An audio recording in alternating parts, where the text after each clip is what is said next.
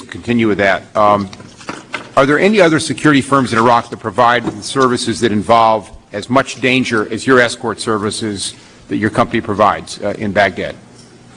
Sir, we certainly have a high-profile mission. We protect the U.S. ambassador. We protect all the diplomats in the greater Baghdad area, which is the hottest part of the country by far. How is your firm paid under the current task order contract for security details? Is it by the mission, by the hour, or some other method? How do you bill the government? It's generally billed on a per-man day for every day that the operator's in the country. Is it a cost-plus fee, or is it just on like a time and materials? It's blended. Most of it is firm fixed price. There's a few things that are directly cost reimbursable, like insurance. Okay. Does the contract provide for monetary penalties for any performance difficulties, like shooting incidents that were reported to have occurred and the like? Yes, there's all sorts of penalty clauses if we don't have it fully manned, if they're not happy with the leadership. We are very responsive if there's someone that doesn't agree or is not operating within standards of the Department of State. They have two decisions, window or aisle. Do you work just for the Department of State, or do you work for Defense Department as well? In Iraq, we essentially work for the Department of State. There's one or two folks here or there in a consultant-type position, but nothing significant, nothing armed. It's important for the committee to understand there are two different contracting entities that are contracting in Iraq and State. You work for State. Do you think the contract provisions and the State Department contract management personnel provide sufficient guidance for the use of force under the contract? Yes, sir. We've seen the full gamut of contracting and contract management in the stabilization section or stabilization phase of the Iraq War, and there's a whole host of differences in oversight. And I will tell you, State Department is the highest.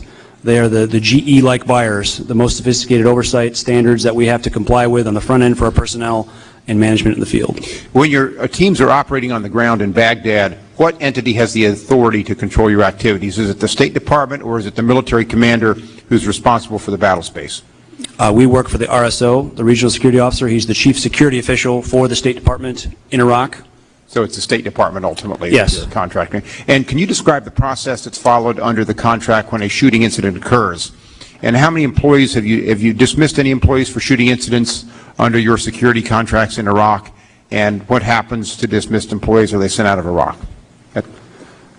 Okay, let me answer the last one first. That's fine. If there is any sort of discipline problem, whether it's bad attitude, a dirty weapon, riding someone's bike that's not his, we fire them. We hold ourselves internally accountable very high. We fire them, we can fine them, but we can't do anything else. So if there's any incident where we believe wrongdoing is done, we present that anytime a weapon is discharged, there's an incident report given to the RSO. And any idea how many employees you fired over the time?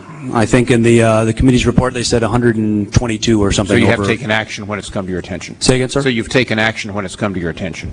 It generally comes to our attention first. We as a company, we fire them. We send the termination notice to the State Department as to why we fired someone. Thank you. Gentleman's time has expired. Ms. Maloney for 5 minutes. Thank you, Mr. Chairman. I'd like to ask you, Mr. Prince, about one of these employees whom you fired. And according to documents that we got yesterday from the State Department,